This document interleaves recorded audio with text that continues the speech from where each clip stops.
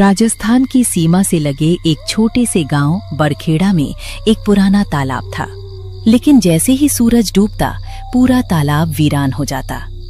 एक रात गांव की चौपाल पर सभी बैठे हुए थे। पिछले 2 महीनों में 4 लोग गायब हो चुके हैं। हर बार उनकी आखिरी निशानी तालाब के आसपास मिली है। अगर हम ऐसे ही बैठे रहें तो पता नहीं अगला नंबर किसका होगा। मैंने खुद रात को तालाब की तरफ से औरत के गाने की आवाज सुनी थी। वो आवाज इतनी अजीब थी कि मेरे शरीर में कंपकपी दौड़ गई थी। मुझे पूरा यकीन है कि वहाँ कोई साधारण इंसान नहीं रहता। गांव में डर का माहौल फैल चुका है। लोग अंधेरा होते ही घरों में बंद हो जाते हैं। अगर जल्दी कुछ नहीं किया गया तो ये डर पूरे गांव को बर्बाद कर देगा। मेरी सहेली की बहन भी उसी तालाब के पास गायब हुई थी। अगले दिन सिर्फ उसके कपड़े मिले थे। मुझे लगता है कि तालाब में कोई दुष्ट शक्ति जरूर रहती है। मैंने पुराने ग्रंथों में एक ऐसी चुड़ैल के बारे में पढ़ा था जो हर रात पानी में स्नान करके अपनी शक्ति बढ़ाती थी। अगर यह वही है तो यह बहुत खतरनाक है और साधारण तरीकों से नहीं मरेगी। चौपाल पर सन्नाटा छा गया। उस रात हरिया ने सच जानने का फैसला किया। वो एक मोटी लाठी लेकर तालाब की ओर निकल पड़ा। रात की लगभग 12 बजे थे। आसमान में बादल छाए हुए थे। चारों तरफ अजीब सन्नाटा था। अचानक तालाब के पानी में हलचल हुई। धीरे धीरे पानी के बीच से एक औरत निकलने लगी, लेकिन सबसे डरावनी बात उसकी आंखें थीं। वे पूरी तरह लाल थीं और उसके पैरों की दिशा उल्टी थी। हरिया का गला सूख गया। चुड़ैल तालाब के बीच खड़ी होकर गाना गाने लगी। हरिया डर के बावजूद देखता रहा। तभी चुड़ैल अचानक रुक गई। उसने अपना सिर धीरे धीरे हरिया की तरफ घुमाया। बरगद के पीछे छिपे हुए आदमी, मैं तुम्हारी सांसों की आवाज बहुत देर से सुन रही हूँ। क्या तुम भी बाकी लोगों की तरह मेरी मौत देखने आए हो? हरिया के पैरों तले जमीन खिसक गई। तू चाहे जो भी हो, मैं तुझसे नहीं डरता। अगर तूने गांव वालों को नुकसान पहुंचाया है तो एक दिन तेरी मौत जरूर होगी। पिछले 100 सालों में सैकड़ों लोगों ने यही बात कही थी, लेकिन आज तक कोई मेरा कुछ नहीं बिगाड़ पाया। अब तुम भी ज्यादा दिन जिंदा नहीं रहोगे। ये कहकर वो अचानक पानी के अंदर गायब हो गई। अगली सुबह उसने सबको सारी बात बताई। वो सचमुच चुड़ैल है। मैंने अपनी आंखों से उसे देखा है। उसके पैर उल्टे हैं, आंखें लाल हैं और उसकी ताकत इंसानों जैसी बिल्कुल नहीं है। अगर वो इतनी शक्तिशाली है तो हम उसका मुकाबला कैसे करेंगे? हमारे पास ना हथियार हैं और ना कोई जादू। डरने से कुछ नहीं होगा। अगर वो गांव वालों को मार रही है तो हमें मिलकर उसका अंत करना ही पड़ेगा। भोला बाबा गहरी सोच में डूब गए। उसने 100 साल वाली बात कही थी। इसका मतलब वो बहुत पुरानी आत्मा है। ऐसी आत्माओं की कोई न कोई कमजोरी जरूर होती है। हमें उसके अतीत के बारे में पता लगाना होगा। सभी ने उनकी बात मान ली। अगले कुछ दिनों तक गांव वाले जानकारी जुटाने लगे। एक दिन कमला गांव के सबसे बूढ़े आदमी धनराज काका से मिलने गई। उन्होंने एक पुरानी कहानी सुनाई। जब मैं छोटा था तब भी उस तालाब के बारे में बातें होती थी। मेरे दादा कहते थे कि बहुत साल पहले वहां एक औरत डूब कर मरी थी। गांव वालों ने उस पर जादू टोना करने का आरोप लगाया था। क्या आपको उसका नाम याद है या कोई ऐसी बात जो उसकी कमजोरी के बारे में बता सके? नाम शायद चंद्रा था, लेकिन एक बात मुझे अच्छी तरह याद है। दादा कहते थे कि वो औरत आग से बहुत डरती थी। शाम को सभी फिर चौपाल में मिले।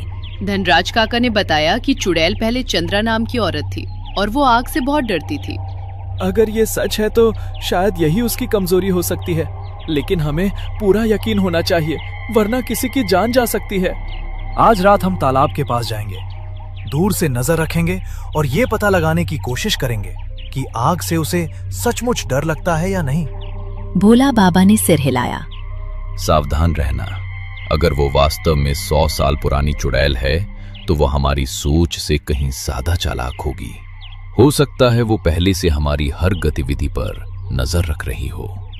उस रात 5 लोग मशाले लेकर तालाब के पास पहुंचे। वे झाड़ियों में छिप गए। आधी रात होते ही फिर पानी में हलचल शुरू हुई। वही सफेद साड़ी वाली चुड़ैल तालाब से बाहर निकली।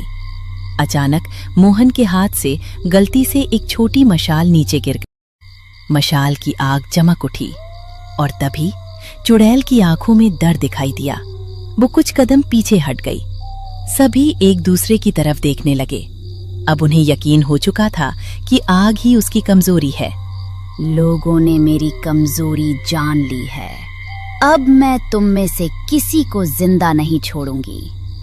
रघुवीर, हरिया, मोहन, कमला और भोला बाबा कुछ पल के लिए वहीं जड़ हो गए। अगर हम अभी यहाँ से नहीं निकले तो शायद कभी गांव वापस नहीं लौट पाएंगे। ये कोई साधारण आत्मा नहीं है और इसकी ताकत हमारी कल्पना से भी ज्यादा खतरनाक है। भागना अभी समझदारी होगी, लेकिन ये मत समझना कि हम हार गए हैं। हमने इसकी कमजोरी ढूंढ ली है और अगली बार पूरी तैयारी के साथ लौटेंगे। मुझे लगता है कि चुड़ैल हमसे ज्यादा डरी हुई है।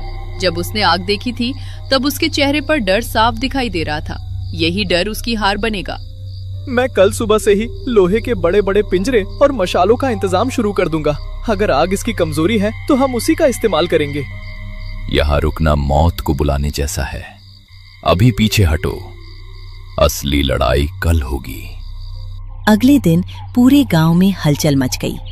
अब किसी को शक नहीं था कि तालाब में वास्तव में एक चुड़ैल रहती है। हम सालों से इस डर के साथ जी रहे हैं। हर कुछ महीनों में कोई ना कोई गायब हो जाता है और हम सिर्फ अफवाहें सुनते रहते हैं। अब समय आ गया है कि इस आतंक को हमेशा के लिए खत्म कर दिया जाए। अगर आज हम पीछे हट गए तो आने वाली पीढ़ियां भी इसी डर में जिएंगी। ये लड़ाई सिर्फ हमारी नहीं बल्कि पूरे गांव की सुरक्षा के लिए है। मैंने 20 बड़ी लोहे की जंजीरें तैयार कर ली हैं। अगर चुड़ैल को कुछ देर के लिए भी रोका जा सके तो हम उसे आग के घेरे में फंसा सकते हैं। कल रात जब मैंने उसकी आंखों में देखा था तब मुझे एक बात समझ आई। वो सिर्फ तालाब में नहीं रहती बल्कि उसकी शक्ति उसी तालाब से जुड़ी हुई है। अगर उसे पानी से दूर रखा जाए तो उसकी ताकत आधी रह जाएगी। और एक और बात है, कल रात मुझे एक सपना आया था जिसमें मैंने उस चुड़ैल का अतीत देखा। भोला बाबा ने आंखें बंद की और धीरे धीरे बोलना शुरू किया। लगभग 100 साल पहले उसी गांव में चंद्रा नाम की एक सुंदर महिला रहती थी। उसका पति गांव का सबसे अमीर आदमी था, लेकिन गांव के कुछ लालची लोगों की नजर उसकी जमीन पर थी। उन्होंने चंद्रा पर काला जादू करने का झूठा आरोप लगा दिया। उसे तालाब के किनारे ले जाकर जिंदा जला देने की कोशिश की गई। आग की लपटें देखकर चंद्रा बुरी तरह डर गई। किसी तरह वो वहां से भागी और तालाब में कूद गई, लेकिन भारी कपड़ों और चोटों की वजह से वो डूब गई। सिर्फ आग नहीं, जिस जगह वो मरी थी वहीं उसका अंत भी हो सकता है। आधी रात हुई। चारों तरफ अजीब सन्नाटा फैल गया। फिर अचानक तालाब के बीच में बुलबुले उठने लगे और अगले ही पल चुड़ैल पानी से बाहर निकली। मैंने सोचा था कि कल की रात के बाद तुम लोग हमेशा के लिए डर जाओगे। उन्होंने एक साथ अपनी मशालें ऊंची उठा ली। आग हटाओ, नहीं तो तुम सबको ऐसी मौत दूंगी जिसकी कल्पना भी नहीं कर सकते। अब तेरी धमकियों का समय खत्म हो चुका है। सालों से तूने निर्दोष लोगों को मारा है। आज तुझे अपने कर्मों का हिसाब देना होगा। मूर्ख इंसानों, तुम मुझे ज्यादा देर तक नहीं रोक पाओगे। तभी भोला बाबा आगे बढ़े। उन्होंने मंत्र पढ़ते हुए गंगा जल चुड़ैल पर फेंका। कुछ सेकंड के लिए उसकी शक्ति कमजोर पड़ गई। अभी यही मौका है, आग का घेरा पूरा कर दो। फिर चारों तरफ आग लगा दी गई। कुछ ही पलों में चुड़ैल आग के विशाल घेरे के बीच फंस गई। चुड़ैल बुरी तरह चीखने लगी। उसका शरीर धुएं की तरह बदलने लगा। आज नहीं, आज इस गांव के हर इंसान का बदला पूरा होगा। चाहे मेरी जान चली जाए, मैं तुझे पानी तक नहीं पहुंचने दूंगा। हरिया ने पूरी ताकत से जलती हुई मशाल उसके सीने में घुसा दी। चुड़ैल की चीख इतनी भयानक थी कि दूर के जंगलों में बैठे पक्षी भी उड़ गए। उसी समय बाकी गांव वालों ने भी मशालें उसकी तरफ फेंक दी।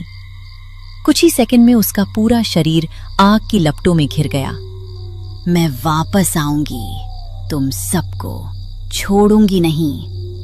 लेकिन इस बार उसकी आवाज कमजोर पड़ती जा रही थी। उसका शरीर धीरे धीरे राख में बदलने लगा।